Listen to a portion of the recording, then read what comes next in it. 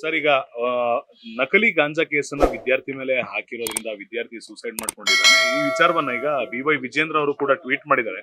ಪೊಲೀಸರು ಅವರು ಲಂಚದ ಹಣಕ್ಕಾಗಿ ಈ ರೀತಿ ವಿದ್ಯಾರ್ಥಿಯ ಜೀವನವನ್ನ ಬಲಿ ಪಡೆದಿರುವಂತದ್ದು ಎಷ್ಟರ ಮಟ್ಟಿಗೆ ಸರಿ, CM ಹಾಗೂ ಹೋಮ್ ಮಿನಿಸ್ಟರ್ ಇದಕ್ಕೆ ನೈತಿಕ ಹೊಣೆಯನ್ನ ಹೊರಬೇಕಾಗುತ್ತೆ ಅಂತ.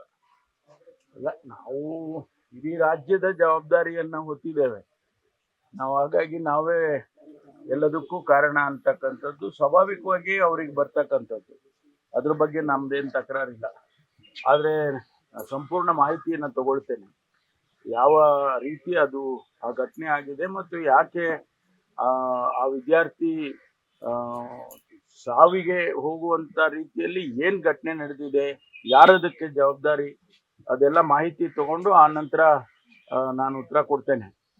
ಈಗ ನಾನು ನಮ್ಮ ಕಮಿಷನರ್ ಆಫೀಸಿಗೆ ಸಭೆ ಇದೆ, ಅಲ್ಲಿ ಅದನ್ನು ಮಾತಾಡ್ತೇನೆ. ಸರ್ ಈಗ CM ಗೊಂದಲ ಏನಿದೆ ಸರ್, ಈಗ ಹೈಕಮಾಂಡ್ ಇತ್ಯರ್ಥ ಮಾಡತ್ತಾದ್ರೆ ಮಲ್ಲಿಕಾರ್ಜುನ್ ಖರ್ಗೆ ಅವರು AICC ಅಧ್ಯಕ್ಷ ಆಗಿದ್ದಾರೆ, ಕನ್ನಡಿಗರಾಗಿದ್ದಾರೆ, ಅವ್ರಿಗೆ ಇಲ್ಲಿನಂತ ಜನರ ಪರಿಸ್ಥಿತಿ ಗೊತ್ತಿದೆ. ಅವ್ರು ಒಂದು ಮನ್ಸು ಮಾಡಿದಿದ್ರೆ ಆಗೋಗಿರ್ತಿತ್ತು ಇಷ್ಟೊಳಗಡೆ. ಆದ್ರೆ ಅವ್ರಿಗೆ ದಲಿತರೇ CM ಆಗ್ಬೇಕು ಅನ್ನೋ ಒಂದು ಲೆಕ್ಕಾಚಾರದಲ್ಲಿ ಏನಾದ್ರು ಅವರೇ ಮುಂದೂಡಿಸ್ತಾ ಇದ್ದಾರಾ ಅನ್ನೋದು ಪ್ರಶ್ನೆ ಸರ್. ಬಹಳಷ್ಟು ಮಾಹಿತಿಗಳು ನಮಗಿಲ್ಲ. ಮುಖ್ಯಮಂತ್ರಿಗಳ ವಿಚಾರದಲ್ಲಿ ಏನು ಮಾಧ್ಯಮದಲ್ಲೆಲ್ಲ ಬರ್ತಾ ಇದೆ, ಅದು ಬಹಳಷ್ಟು ಮಾಹಿತಿಗಳು ನನಗಂತೂ ಇಲ್ಲ. ಹಾಗಾಗಿ ಅದ್ರ ಬಗ್ಗೆ ಹೆಚ್ಚು ಮಾತನಾಡೋದು ಸಮಂಜಸ ಅಲ್ಲ ಅಂತೇಳಿ ನನಗನ್ಸುತ್ತೆ. ಅದನ್ನು ಅಲ್ಲಿಗೆ ಬಿಟ್ಬಿಡೋಣ. ಏನು ಹೈಕಮಾಂಡ್ನವರು ಏನೆಲ್ಲ ತೀರ್ಮಾನ ತಗೊಳ್ತಾರೆ, ಅವರಿಗೆ ಪ್ರತಿಯೊಂದು ವಿಚಾರಗಳು ರಾಜ್ಯದ ಬಗ್ಗೆ ಗೊತ್ತಿರ್ತಕ್ಕಂಥದ್ದೇ. ಮಲ್ಲಿಕಾರ್ಜುನ್ ಖರ್ಗೆ ಅವರು ನಮ್ಮ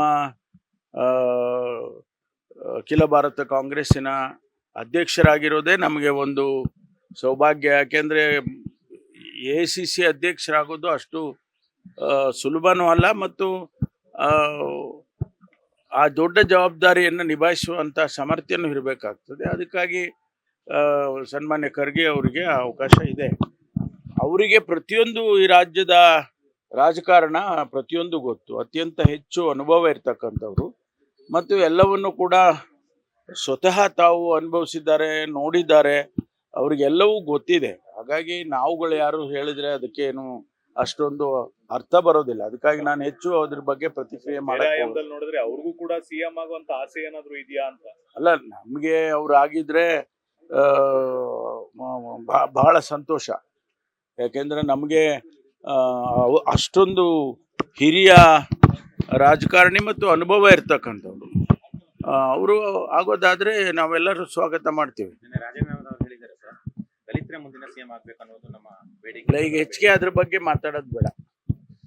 I don't want to unnecessarily get into that. ಸುಮ್ಮನೆ ನಮ್ಗೆ ಗೊತ್ತೇ ಇರೋದಿಲ್ಲ ವಿಷಯಗಳು, ನಾವು ಏನೋ ಹೇಳೋಕ್ಕಾಗೋದಿಲ್ಲ. ಡೆಲ್ಲಿಗೆ ಹೋಗೋದು ಬರೋದು ಏನು ಕಾಮನ್ ಅಲ್ವಾ. ಡೆಲ್ಲಿಗೆ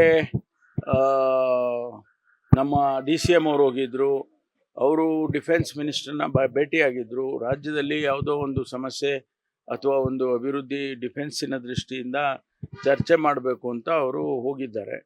ಅದೇ ರೀತಿ ಮಹದೇವಪ್ಪನವರು, ಮುನಿಯಪ್ಪನವರು ಈ SC ST ನಮ್ಮ ಇಂಟರ್ನಲ್ ರಿಸರ್ವೇಷನ್ ಅದನ್ನು SC ಕಮಿಷನ್ನಿಗೆ ತಿಳಿಸ್ಬೇಕು ಅಂತೇಳಿ ಅವರು ಹೋಗಿದ್ದಾರೆ. ಅಲ್ಲಿ ಡೆಲ್ಲಿಗೆ ಹೋದಾಗ ನಮ್ಮದೊಂದು ಸಂಪ್ರದಾಯ, ನಾನು ಹೋದರೂ ಅಷ್ಟೇ, ಯಾರೇ ಹೋದರೂ ಅಷ್ಟೇ, ನಮ್ಮ AICC ಕಚೇರಿಗೆ ಭೇಟಿ ಕೊಡ್ತೀವಿ. ಅಲ್ಲಿ ಯಾರು ನಮಗೆ ಸಿಗ್ತಾರೆ ಅಥವಾ ನಾವೇ ಯಾರನ್ನಾದ್ರೂ ಭೇಟಿ ಮಾಡಬೇಕು ಅಂತಿದ್ರೆ ಅವ್ರ ಅಪಾಯಿಂಟ್ಮೆಂಟ್ ತೊಗೊಳ್ತೀವಿ, ಮಾತಾಡ್ಕೊಂಡು ಬರ್ತೀವಿ. ಇದು ರಾಜ್ಯದ ರಾಜಕಾರಣ ಇರ್ಬೋದು, ರಾಷ್ಟ್ರದ ರಾಜಕಾರಣ, ಪಕ್ಷದ ರಾಜಕಾರಣ ಇರ್ಬೋದು. ಮೇ ತಿಂಗಳ ಒಳಗಡೆ ಸರ್ ಫಲಿತಾಂಶ ಬಂದಂತ ಎಲ್ಲ ಗೊಂದಲಗಳಿಗೂ ಕೂಡ ಹೈಕಮಾಂಡ್ ಇತ್ಯರ್ಥ ಮಾಡುತ್ತೆ ಅನ್ನುವಂಥ ನಿರೀಕ್ಷೆ ನಿಮ್ಗಿದೆಯಾ ಸರ್?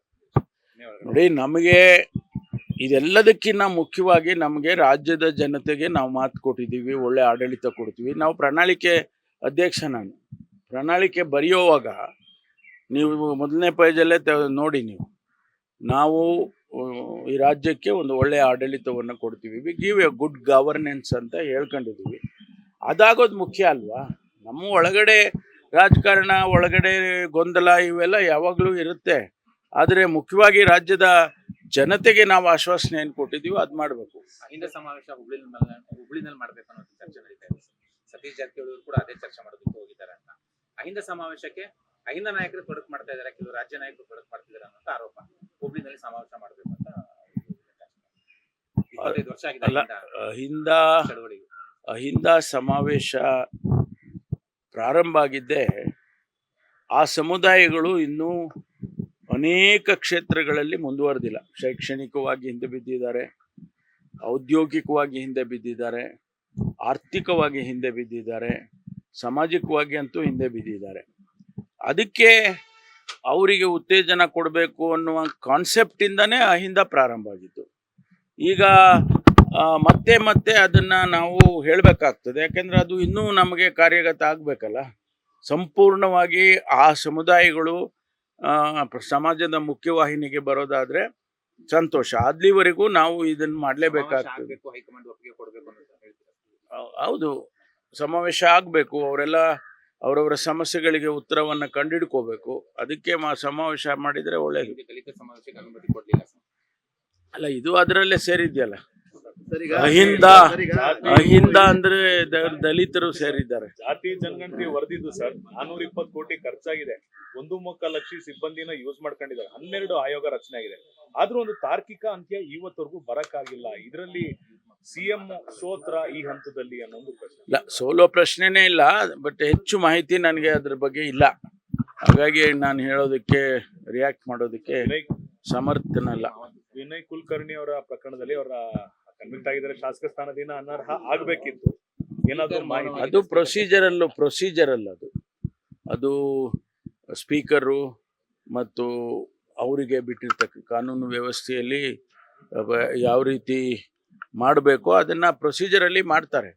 ಅದು 1 ದಿನ ಡಿಲೇ ಆಗ್ಬೋದು, 2 ದಿನ ಡಿಲೇ ಆಗ್ಬೋದು. ಅದನ್ನು ಯಾರೂ ಕೂಡ ಉಲ್ಲಂಘನೆ ಮಾಡೋಕ್ಕಾಗೋದಿಲ್ಲ. ಅಲ್ಲ, ತೀರ್ಮಾನ ಆಗಿದೆ. ತೀರ್ಮಾನಕ್ಕೆ ತಕ್ಕನಂಗೆ ಅಧಿಸೂಚನೆಯನ್ನು ಮಾಡಿದ್ದಾರೆ. ಭಾಳ ಒಳ್ಳೆಯದು. ಈಗ ನಾವು 56,000 ಹುದ್ದೆಗಳನ್ನು ಏನು ನಾವು ನೇಮಕಾತಿ ಮಾಡಬೇಕು ಅಂತ ಇದ್ದೇವೆ. ಈ ಅಧಿಸೂಚನೆ ಆದ ತಕ್ಷಣವೇ ಅವರು ನೋಟಿಫಿಕೇಷನ್ಗಳನ್ನು ಎಲ್ಲ ಇಲಾಖೆಗಳು ಮಾಡ್ತಾರೆ. ಈಗ ನಮ್ಮ ಇಲಾಖೆನಲ್ಲೂ ಕೂಡ 8,000 ಸಿಬ್ಬಂದಿ ನೇಮಕಾತಿ ಮಾಡೋದಕ್ಕೆ ಪ್ರಸ್ತಾವನೆ ಇತ್ತು. ಈಗ ನಾವು ನೋಟಿಫಿಕೇಷನ್ ಇಮಿಡಿಯೇಟಾಗಿ ಮಾಡ್ತೀವಿ. ಈಗಾಗಲೇ ನಮಗೆ ಫೈನಾನ್ಸ್ನವರು ಕ್ಲಿಯರೆನ್ಸ್ ಕೊಟ್ಟಿದ್ದಾರೆ. ಇಮಿಡಿಯೇಟಾಗಿ ನೋಟಿಫಿಕೇಷನ್ ಮಾಡ್ತೀವಿ.